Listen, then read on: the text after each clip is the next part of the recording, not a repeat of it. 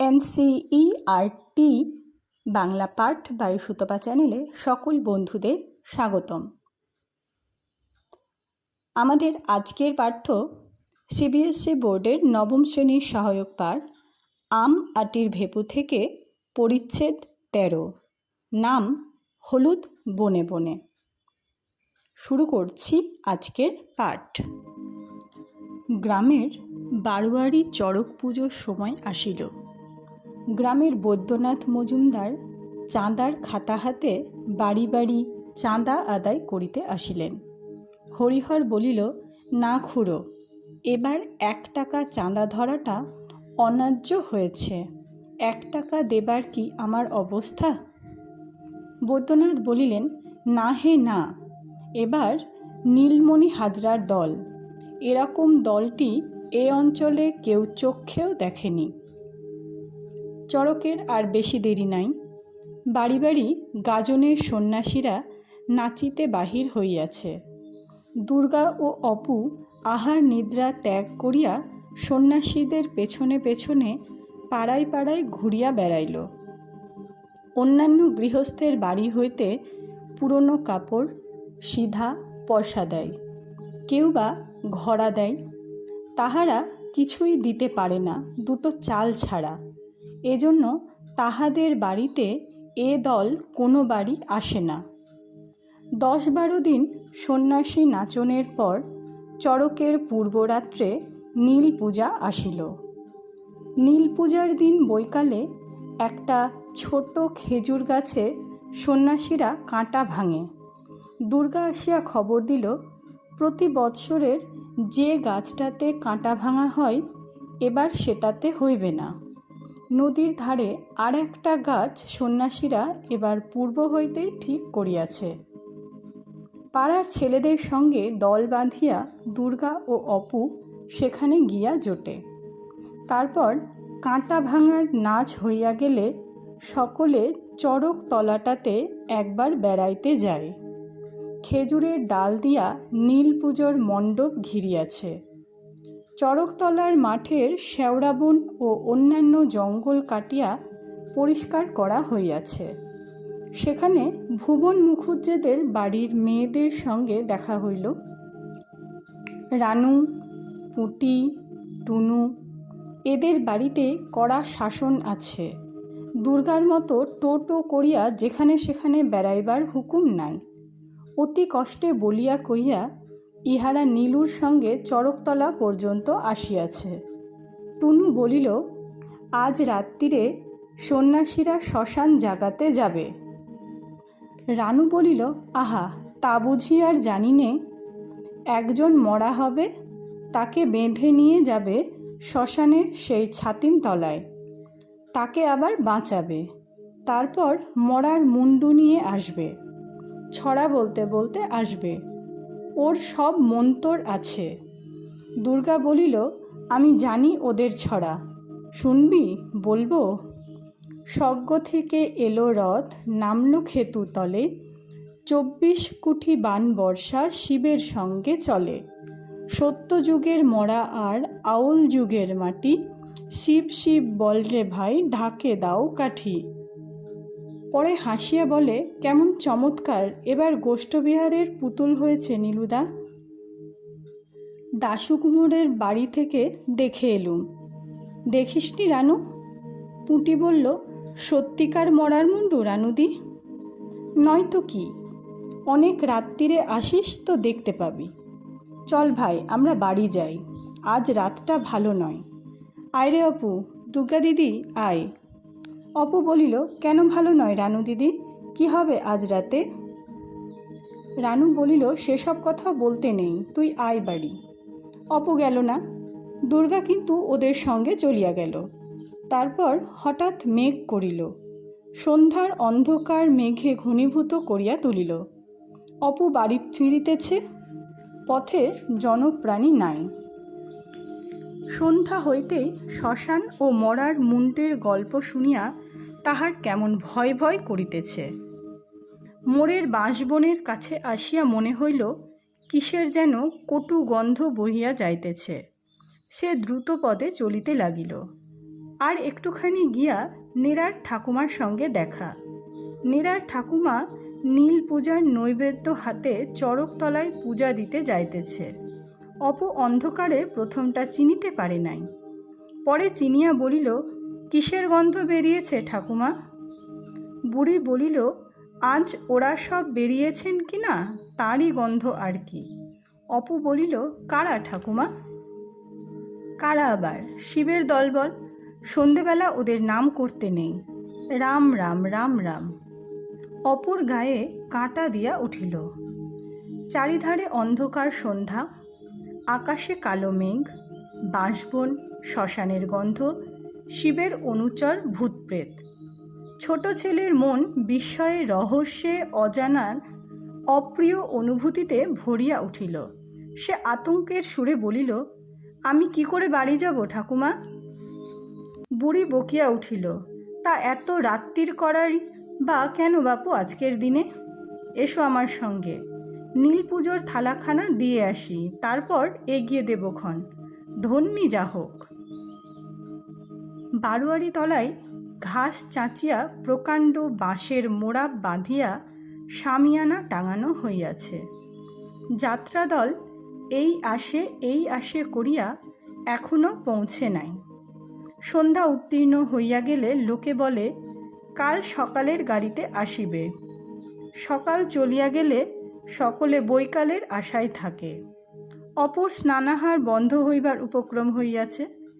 রাত্রে অপুর ঘুম হয় না, বিছানায় ছটপট করে, এপাশ ওপাশ করে, যাত্রা হবে, যাত্রা হবে, যাত্রা হবে। দুর্গা চুপি চুপি গিয়া দেখিয়া আসিয়া আসরসজ্জা ও বাঁশের গায়ে ঝুলানো লাল নীল কাগজের অভিনবত্ব সম্বন্ধে গল্প করে।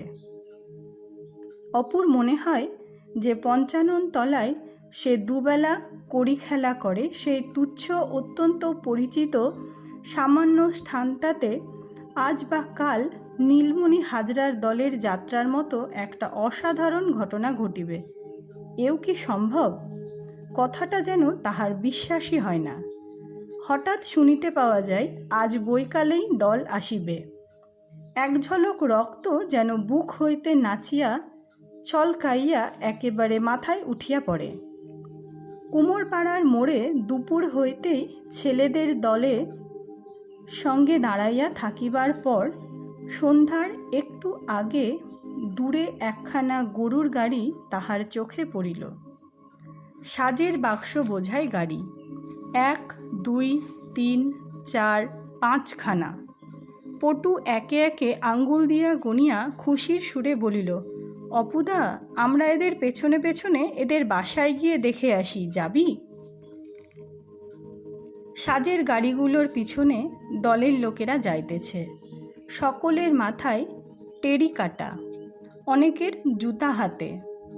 পটু একজন দাড়িওয়ালা লোককে দেখাইয়া কহিল, এ বোধহয় রাজা সাজে, না অপুদা?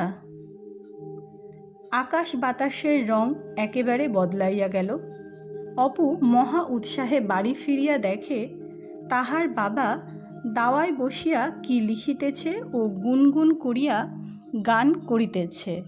সে ভাবে যাত্রাদলের আসিবার কথা তাহার বাবাও জানিতে পারিয়াছে, তাই এই ফুর্তি। উৎসাহে হাত নাড়িয়া বলে, সাজ একেবারে 5 গড়ি বাবা, এরকম দল আর? হরিহর শিষ্যবাড়ি বিলি করার জন্য বালির কাগজে কবচ লিখিতেছিল। মুখ তুলিয়া বিস্ময়ের সুরে বলে, কিসের সাজ রে খোকা? অপু আশ্চর্য হইয়া যায়। এত বড় ঘটনা বাবার জানা নাই। বাবাকে সে নিতান্তই কৃপার পাত্র বিবেচনা করে। সকালে উঠিয়া অপুকে পড়িতে বসিতে হয়। খানিক পরে সে কাঁদো কাঁদো ভাবে বলে, আমি বারোয়ারি তলায় যাব বাবা, সকলে যাচ্ছে, আর আমি এখন বুঝি বসে বসে পড়ব, এক্ষুনি যদি যাত্রা আরম্ভ হয়? তাহার বাবা বলে, পড়ো পড়ো, এখন বসে পড়ো, যাত্রা আরম্ভ হলে ঢোল বাজবার শব্দ তো শুনতে পাওয়া যাবে, তখন না হয় যেও এখন। নিজে প্রায় সময় হরিহর আজকাল বিদেশে থাকে। অল্প দিনের জন্য বাড়ি আসিয়া ছেলেকে চোখের আড়াল করিতে মন চায় না। অভিমানে ক্ষোভে অপুর চোখ দিয়া জল পড়িতে থাকে। সে কান্না ভরা গলায় আবার টানিয়া টানিয়া শুভঙ্করী শুরু করে। মাস মাহিনা যার যত, দিন তার পরে কত। সকালে যাত্রা বসে না, খবর আসে ও বেলা বসিবে। দুপুরবেলা অপু মায়ের কাছে গিয়া কাঁদো কাঁদো ভাবে বাবার অত্যাচারের কাহিনী বর্ণনা করে। সর্বজয়া আসিয়া বলে, দাও না গো ছেলেটাকে ছেড়ে। বচ্চরকারের দিনটা, তোমার তো 9 মাস বাড়িতে থাকা নেই বছরে, আর ও একদিনের পড়াতে একেবারে তক্কলঙ্কার ঠাকুর হয়ে উঠবে কি না। অপু ছুটি পায়। সারা দুপুর তাহার বারোয়ারি তলায় কাটে। বৈকালে যাত্রা বসিবার পূর্বে ছুটিয়া বাড়িতে খাবার খাইতে আসিল। বাবা রোয়াকে বসিয়া কবচ লিখিতেছে। অন্যদিন এ সময় তাহাকে বাবার কাছে বসিয়া বই পড়িতে হয়। দুর্গা বলিল, অপু তুই মাকে বল না, আমিও দেখতে যাব। অপু বলে, মা দিদি কেন আসুক না আমার সঙ্গে, মেয়েদের জায়গা চিক দিয়ে ঘিরে দিয়েছে, সেইখানে বসবে। মা বলে, এখন থাক, আমি ওদের বাড়ির মেয়েরা যাবে, তাদের সঙ্গে যাব, ও আমার সঙ্গে যাবে এখন। বারোয়ারি তলায় যাইবার সময় দুর্গা পিছন হইতে তাহাকে ডাকিল, শোন অপু। সে কাছে আসিতে হাসি হাসি মুখে বলিল, হাত পাত দেখি। অপু হাত পাতিতেই দুর্গা তাহার হাতে 2 পয়সা রাখিয়াই তাহার হাতটা নিজের 2 হাতের মধ্যে লইয়া মুঠা পাকাইয়া দিয়া বলিল, 2 পয়সার মুরগি কিনে খাস, নয়তো যদি লিচু বিক্রি হয় তো কিনে খাস। ইহার দিন 7 পূর্বে একদিন অপু আসিয়া চুপি চুপি দিদিকে জিজ্ঞাসা করিয়াছিল, তোর পুতুলের বাক্সে পয়সা আছে, একটা দিবি? দুর্গা বলিয়াছিল, কি হবে পয়সা তোর? অপু দিদির মুখের দিকে চাহিয়া একটুখানি হাসিয়া বলিল, লিচু খাবো। কথা শেষ করিয়া সে পুনরায় লজ্জার হাসি হাসিল। কৈফিয়তের সুরে বলে, বোষ্টমদের বাগানে ওরা মাচা বেঁধেছে দিদি, অনেক লিচু পেরেছে, 2 ঝুড়ি, 1 পয়সায় 6টা, এই এত বড় বড়, একেবারে সিঁদুরের মতো রাঙা। সতু কিনলে, সাধন কিনলে। পরে একটু থামিয়া জিজ্ঞাসা করিল, আছে দিদি? দুর্গার বাক্সে সেদিন কিছুই ছিল না, সে কিছু দিতে পারে নাই। অপুকে বিরস মুখে চলিয়া যাইতে দেখিয়া তাহার সেদিন খুব কষ্ট হইয়াছিল। তাই কাল বৈকালে সে বাবার কাছে 2 পয়সা চড়ক দেখিবার নাম করিয়া চাহিয়া লয়। সোনার ভাঁটার মতো ভাইটা, মুখের আবদার না রাখিতে পারিলে দুর্গার ভারী মন কেমন করে। অপু চলিয়া গেলে তাহার মা ঘাট হইতে আসিয়া বলে, দুর্গা একটা কাজ করত, রানুদের বাগান থেকে 2 গন্ধ ভোদালির পাতা খুঁজে নিয়ে আইতো, অপুর শরীরটা অসুখ করেছে, একটু ঝোল করে দেবো। মায়ের কথায় সে এক ছুটে রানুদের বাগানে মানুষ সমান উঁচু ঘন আগাছার জঙ্গলের মধ্যে গন্ধভেদালির পাতা খুঁজিতে খুঁজিতে মনের সুখে মাথা দুলাইয়া পিসিমার মুখ হইতে ছেলেবেলায় শেখা একটা ছড়া আবৃত্তি করে, হলুদ বনে বনে নাকছাবিটি হারিয়ে গেছে, সুখ নেই কো মনে। আপনারা এতক্ষণ শুনছিলেন পরিচ্ছেদ 13, হলুদ বনে বনে। আগের পরিচ্ছেদ সোনার কৌটো, এর লিংক ডেসক্রিপশন বক্সে দেওয়া রইল। সকলের সাথে থাকবেন, ধন্যবাদ।